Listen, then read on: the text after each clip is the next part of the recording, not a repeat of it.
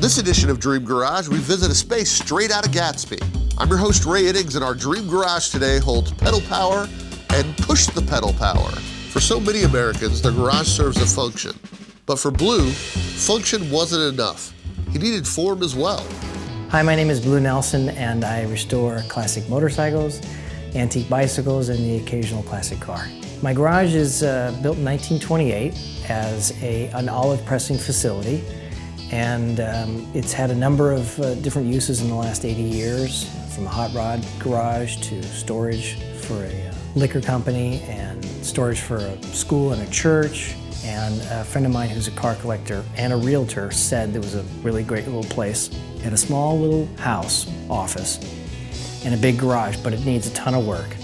And if you're willing to put in the time and labor, I'm sure it would come out to be spectacular. If you could keep thematically the same detail that you do on your cars and bikes, I'm sure it would be really cool. Let's go look at it. And I came out and I saw it and I thought, this has got to be the coolest thing ever. And it was a dump. It was a pile of garbage.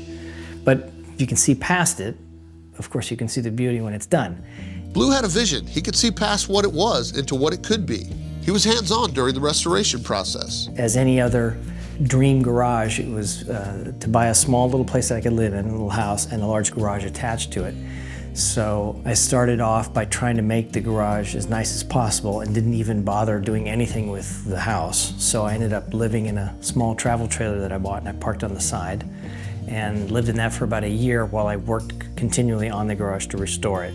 I don't know anything about construction. I didn't know anything about it. And I just started and kind of figured it out as we went. There's a lot of mistakes and you go back. But that's the best part, is being able to make the mistake and to learn from it and then come back and improve your skill. And then you broaden your skill base, and now you can do a lot of different things. You don't have to be excellent at doing everything, but you can be proficient enough and work on lots of different things. And that variety of skill set is one of the greatest things that came out of working on this garage. Blue spent 4 years getting his dream garage to its current condition, and like many do-it-yourself projects, the process is ongoing. One of the aspects about building this garage or restoring it that is so poignant or so dear to me is that my friends that come over, and car collector friends and bicycle friends, they come over now not necessarily to see what's in the garage, but to see the garage itself. And that's the part I didn't quite understand, that the building that your collection is housed in also has a lot to do with its contents. It's a direct reflection of what's in the building. And they have to be somewhat symbiotic. Your building has to be able to translate a feeling before you ever walk inside. And from what my friends tell me, they like coming over here because I'm working on it myself or doing something by hand. And also, I try to get people to come over and pick up a tool and I can show them how to do something, or maybe they know some skill that I don't and they can show me. It always seems like it's a work in progress. And since there are no defining rules about building your ultimate garage, I can build whatever I want, however I want. There's no set guidelines to it. And that makes it very enjoyable. So this half of the building I use more as storage for the parts and the tools that I use when I do restoration. It's a little less formal than the other side. It's some people like to say, oh, your other side looks like a museum, which is a rather nice compliment. It's still a garage, of course. But this side is, I can actually do some work in here and store my stuff. And as OCD as this looks on the shelves and all that, it's actually very helpful to be this organized, because then I can actually get to things and know where they are, have some kind of an inventory, and I know where my stuff is, which makes things much more streamlined. As far as the building is concerned, when I got it, it was covered with all kinds of, like a drop ceiling and non-to-code wiring and plumbing, all kinds of things, air conditioning units, a staircase, all kinds of things. And so I tore them out and realized that some of the roof was falling down, repaired the roof, and then went through the arduous task of trying to make it look nice. Because once you tear that stuff out, you're leaving all these holes and fragments. And then I got the scaffolding, then had to sandblast it, and that was a miserable job, of course, because you can't see. And after the sandblasting, then vacuum all the sand, and then I pressure washed the whole ceiling on both buildings, and that took about 10 days or so. and then let it dry out. And actually, the smell of this wood is fantastic. Wet wood is pretty sexy, I have to say. One of Blue's additions to this dream garage is a lounge area. I decided to kind of create an area where I could sit and relax, which, as most people know, this never happens. This was to be a place I could read magazines, check out old literature, and I did that for about the first 2 weeks, and then I never did any more of that. My friends would come over and sit in here, and I'd work on their cars or their motorcycles. Particularly what I like about the furniture is that it's low slung, it's clean, it's elegant. It sometimes doesn't look very comfortable. It actually is very comfortable, but it has a sense that it's uncluttered and simple. You actually appreciate just the chair you're sitting in versus the adornments of all the crap that goes with turn-of-the-century furniture. This is much more simple. Before the car, bicycles were a more common form of transportation. Because of its simple design, thousands of companies were formed in the hopes of manufacturing bikes for a new era. The bicycles that I specialize in are called Raycycle, and they were built from 1895 to about 1915. At the turn of the century, there were I think there were over 5,000 bicycle manufacturers in the US. This was just before, of course, the dawn of the motor age, and when we had cars, and of course people stopped riding bicycles because cars were invented. But in this time period, from about 1890 to 1900, there were so many different companies making bikes. A tool maker would make bikes, a person who owned a hardware store, a cobbler, your average blacksmith would open a bike shop and he'd make his own bicycle. And that to me was fascinating. Anybody who had any kind of wherewithal about welding or making or fabricating could start their own bike company. So there were thousands of them. So to be able to be competitive and have an unusual bike in a field of thousands of manufacturers, just like automobiles, you had to have something unique and something special. Blue pays close attention to the bikes he restores and does much of it with period-correct tools. So I do a lot of the bicycle assembly and restoration here. However primitive this feels, there's something to be said about using period tools and vintage tools and vintage gear, as long as you can still produce a polished result. Like I still want to embrace modern technology with polishing compounds and things like that, but there's still something to be said about the romance of using an old-fashioned grinder or an old-fashioned polisher to build an old-fashioned bicycle. There's something very rewarding about it. It can take you longer, but yet still the craft of building stuff in 1910, and they turned out fantastic things in 1910, can still be embraced and used today. We can overbuild and over-restore today, and things come out a lot better than they used to be. But I really enjoy restoring turn-of-the-century bicycles using turn-of-the-century equipment. Technically, these bikes were actually nickel-plated. They were not chromed, so I like to do restoration like it was, which is back in nickel plating. So I'll do some of the final assembly here, and I'll do the welding and brazing outside. And just to show you, kind of what I'm talking about, that's chain ring from one of these Raycycle bicycles I'm restoring. I mean, it's cool just by itself it looks like a piece of jewelry. And it's also so big compared to, regular bicycles. Many of Blue's tools and techniques are no longer used in the making of bikes. For instance, wooden rims were common at the turn of the century. This is from 1908. And when I'm done, the bike will look like just spectacular. Inside this dream garage is a time capsule to the past. It's a 1948 Chrysler business coupe. And I actually found this car, got it running, and then underneath the seat found a registration slip from an address in San Francisco. So I decided to get the car running and do my shakedown cruise to San Francisco. I drove up with my girlfriend on New Year's Eve, and I decided to stop in front of the address on the original registration slip and just take a picture. I thought, how nostalgic would that be? Maybe it's the original owner, I don't know. So I parked the car in front, got back, took a picture. It was right next to the Golden Gate Bridge. And then she said, well, let's ring the doorbell and see. Rang the doorbell. And then this lady on the second floor, like out of a Hitchcock film, opens the curtains, looks down at me, and she slams the curtain shut. Boom, boom, boom, boom, boom, come down the stairs, door opens up. This old gentleman walks out and he goes, "Oh my God, my car, my original car, oh my God." I thought he was gonna have like a heart attack right there on the steps. He ran out and he said, "Does it have the scratch in the trunk?" "Yeah." "Does it have the rip in the headliner?" I said, "Yeah." I said, "Where did you get the car?" And he says, "Come on, I'll show you." Opens the door, gets in, slams the door, which I don't care for. And I go around the other side, and then he left, like his wife and my girlfriend are standing on the sidewalk having never met. "Well, where are these guys going?" And we took off for the greatest half-an-hour cruise ever, down Lombard Street. We took all those great photographs, and then we pulled up in front of the building where he bought it new in 1948 in front of the original dealership.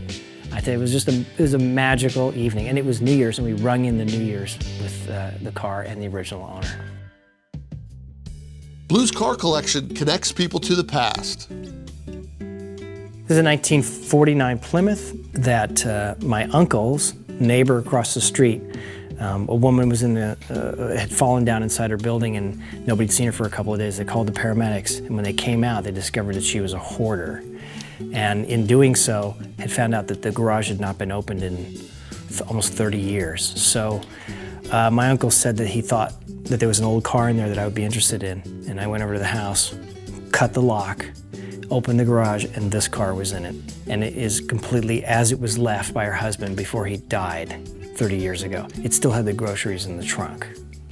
And then when I invited 75 of my friends over, we all dragged it out in her driveway, and then she sat in it and started to recount the stories of going on their honeymoon in 1949 in this car. And when her husband died, and she hadn't seen it since the day that he passed away. And it was an absolutely touching and moving afternoon. So I vowed to get it running and take it back. I did. It took me about 3 weeks. I got it running and took it back, and she got dressed in her best outfit, and we went out on a date to where she and her husband used to go for dinner. And what I didn't know was that somebody had written an article about it, and about 700 people showed up because they knew we were going to be at this restaurant. And it was absolutely magic. She was the belle of the ball. 10 years of age had dropped off her face when we drove in the driveway. And everybody asked questions about it. And so we had a nice date, and I hardly even got to speak to her, but she was so energetic and enthused, and people love the car. And so it's very dear to me that I have it and I enjoy it. This is a 1933 Zundap motorcycle. Most people are familiar with the German bike BMW, but in Germany they also had a company called Zundap that made motorcycles and motor-powered bicycles and scooters. They just never really exported them out of Europe. So this bike is a K500 that I found, that a friend of mine and I found in Germany. This bike was actually behind a fake wall that was being remodeled. And when we tore down the wall, the bike was hiding behind it. Pulled the bike out, my friend and I got it running. I rode it across Europe. Of course, it broke down every 45 seconds. But I rode it across Europe. Then we took it to England, and then I took it to the Isle of Man, and I raced it at the Isle of Man. I mean, talk about a fantastic experience. Yeah, I hardly made it more than 3 or 4 kilometers, or 3 or 4 miles without it breaking down. But to take it back to the pits and have all the different teams argue over who knew more about vintage motorcycles, was the Italians or the Germans, and everybody arguing over it. And eventually I just stepped back and let them figure out what the carburetor problem was. And frankly, that was more the experience than the actual race. I completed 2 of the laps, but I didn't compete very well. But I had so much fun, it was fantastic. And then I brought it home, and I rode it in a charity ride, the Love Ride in Glendale, and I blew the engine up in Glendale. I mean, that's not very exotic. In another part of this dream garage, Blue's collection continues. This is the side of the building that I keep the cars in. It's a little more formal. It's also a lot more simple in its layout. I don't have all my shelves, I don't have all my stuff in here. It's designed to be able to focus your attention on just the cars.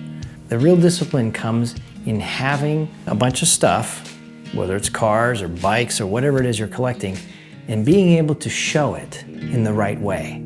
And people often forget that part of the joy of collecting is the joy of displaying it. This is my 1957 Porsche Beutler. It was made by a small Swiss coach building firm in the Swiss Alps called the Beutler Brothers. And Dr. Porsche ordered a small handful of cars to be made by hand that seat 4 people. This was one of those cars that he made. It doesn't look like a Porsche 356, obviously. It looks more Italian and almost looks like an Aston Martin, but it's significant because it's one of the very first 4-seater Porsches. And they only built 5, as the records I have show. And I think there's only 4 of these left that I understand. But what's really great about this is that I would go to Thun, Switzerland, and I would stay with Mr. Beutler and document his archives and go through his pictures and his drawings and all his illustrations. And he found the original drawings from when he and his brother built this in 1957 for Mr. Porsche.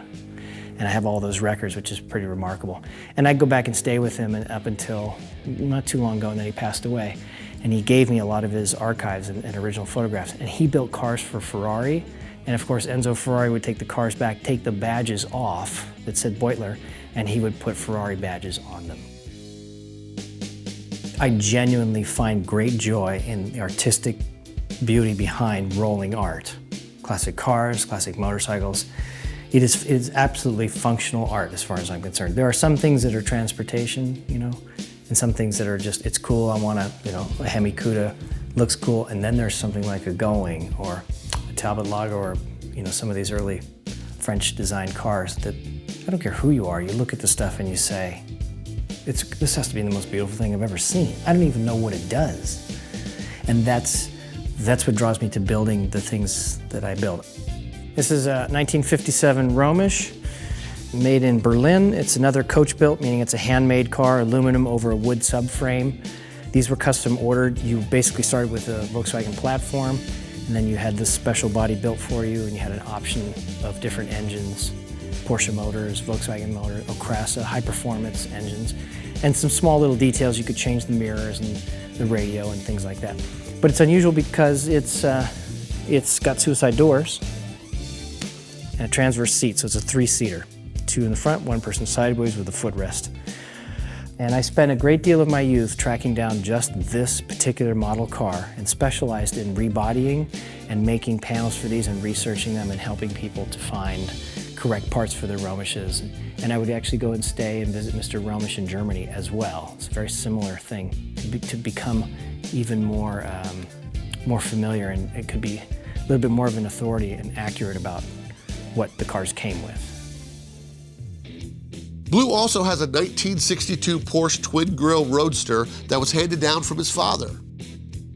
It's significant in the Porsche world as a Roadster, but it's significant more to me because my father ordered this car in 1962, and the day he picked it up at the dealership, he asked him to put the top down, and from what he tells me, he never put the top back up, even in the rain. And I remember going to school in this car, even if it was raining, he had the top down, and he would say, "Son, if I wanted the top up, I would have bought a coupe, not a convertible." So the top never went up.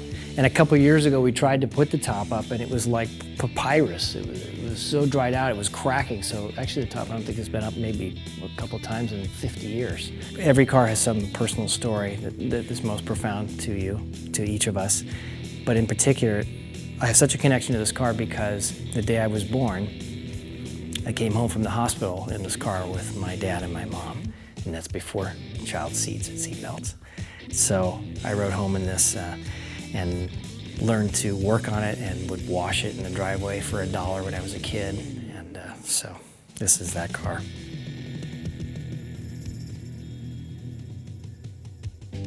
One of my favorite things in here, besides the cars, are the doors, because my friend and I built these from scratch. There was a school that was being torn down. They upgraded their bleachers to fiberglass bleachers. So I went down and took all of their lumber and then came back and then made these doors. One of the things about making the doors and the garage is that I would try to use nothing from Home Depot, or I would try to buy nothing from the store. If there was a house that was being torn down, I would show up and gather wood that was being ripped apart from the house, come back, strip it, and repurpose it. And so it's all wood from a 1920s home, but I'd take it all apart and then build my own design windows using old lumber that has some kind of soul and some history to it. That's very rewarding to use period materials in a period structure. There's a 2-inch center section that's solid steel, and then it's layered by this 3/4 inch on the outside and on the inside as well. And then I distressed it and aged it and stained it 5 different colors, put a satin semi-gloss clear on it, and then plasma cut these and then sort of distress and ground them with an angle grinder to make it look more sort of I guess medieval looking. And then the padlock on the door is actually what they used on a lockbox for like a cash box. You know, you had to lock the money in an old train from the 1800s, and so lift this open and you pull up these levers on the side, and the doors draw. They don't hinge open. It's kind of funny because when you put hinges on, of course you think that because they're hinged, they would hinge in or hinge out. That's just to make it look like the hinge doors. They actually slide and draw. But they're so thick and heavy that you could drive a truck into them and then nothing would happen to it, which is good. I don't encourage you to drive a truck into it, but if you did, yeah, I think you'd be sorry. Let's not forget, in this Dream Garage, Blue has been restoring bicycles, motorcycles, and cars at the same time. So the bicycles are kind of a focal point and have become a focal point recently in that there's an awful lot of reward for building a bike. It doesn't take as long. There's a lot of detail, and you can see everything you get. There's nothing internal. When you build an engine, you have to build everything inside. You don't get to appreciate all the labor. When you build a bicycle, there it is. It's all there. These bicycles are of one brand. They're called a Raycycle. They were built from 1895 to about 1912, 1915. And this is a bike that I specialize in restoring and verifying authenticity. And they're most notable, visually you can tell, because of this large chainring. So they were used for racing and they were used for record-setting events. And the large chainring bikes are called a pacemaker. So this would be a Raycycle pacemaker. That one's $18.99, and that's original paint and original tires. This one's about $19.05, and it's unusual because it has a leaf-sprung front fork. So it actually has a suspension fork, which is very unusual for its time. And it has a one-piece steamed hickory handlebar, which is remarkable in order to make this that complicated compound curve and still have it hold up 105 years later. This is incredible. Very delicate bikes because these are also with wooden rims, wooden seat pan, wooden handlebar, cork grips. And it's funny because this looks just like a modern bike. The basic diamond frame has not changed from 1900 till today. This looks like any old track bike you might find for sale on the paper. And this one up here is a factory racer. There's only a couple of these known to exist. They have a shorter wheelbase, and this was left as it was raced last in the 1920s. As much of an ultimate garage as this is for me, it can be an ultimate garage for anybody. If you have the dream of trying to build something, it doesn't have to be the Taj Mahal. It doesn't have to be something spectacular. It can start with something small. But the idea is for you to be able to build a place to showcase your talents, or if you like collecting bicycles, build a place to show your bicycles. But you've got to start somewhere. And to be afraid to be able to start it because it always seems like such a grand project is what keeps people from wanting to build their ultimate garage. Blue's Dream Garage is a shining example of what can be done with a little bit of patience and hard work. Join us next time to see more Dream Garages.